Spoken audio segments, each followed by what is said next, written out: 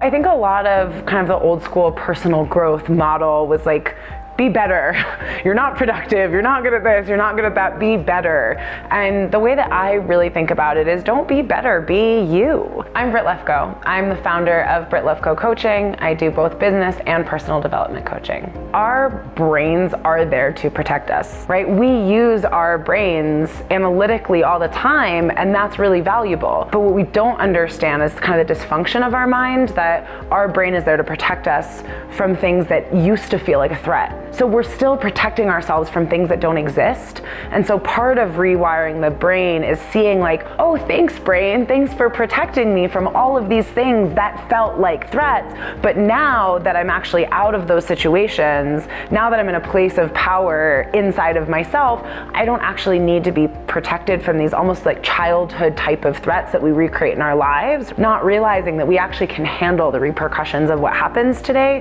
And so I use this word catastrophize. It's like we catastrophize, like what if, but the what ifs don't actually line up with the reality of our situation. And so we very often miss out on opportunity and on really, really great abilities to dig in life because we're afraid of these kind of childhood consequences. And so part of that rewiring is being able to recontextualize, to see things as they are and not as they were. Since I was a kid, I've been doing this work. My dad created this incredibly brilliant method to help people eliminate the beliefs that were in their way. When I was a kid, I was always fascinated by it. I just loved it. And we would sit, we've had conversations, he would be creating a process and he'd be like, but Dad, what about this? Or what about that? And he's like, oh, I never thought of that before. So we just had these amazing conversations about the work and kind of co-create and develop. And he was the creator, he was the genius in that way. But we just kind of had these other perspectives. We just thought very similar, but there was these differences. And I started working with him, leading trainings for him when I was a kid. I was 10 years old. And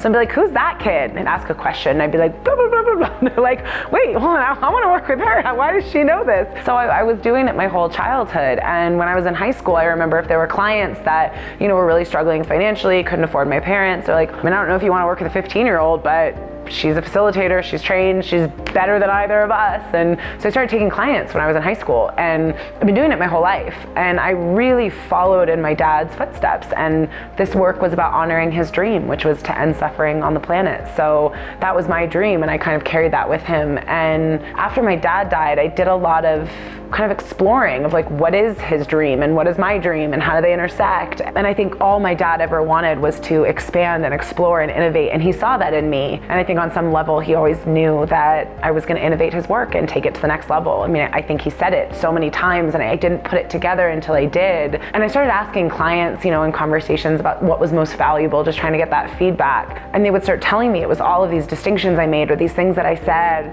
these things I helped them realize. And I was like, oh, it's more than just the belief work. And that's when I knew how much I'd innovated his work. And it will always be the foundation, will always be the heart of the work that I do. But I've added and created so much more over the last years to really grow and expand the work and what it's capable of. And that's just been so much fun. And it really feels like a way to honor my dad and his brilliance and his desire to always innovate and grow. And so I know I'm never going to stop creating and never going to stop kind of moving the work forward.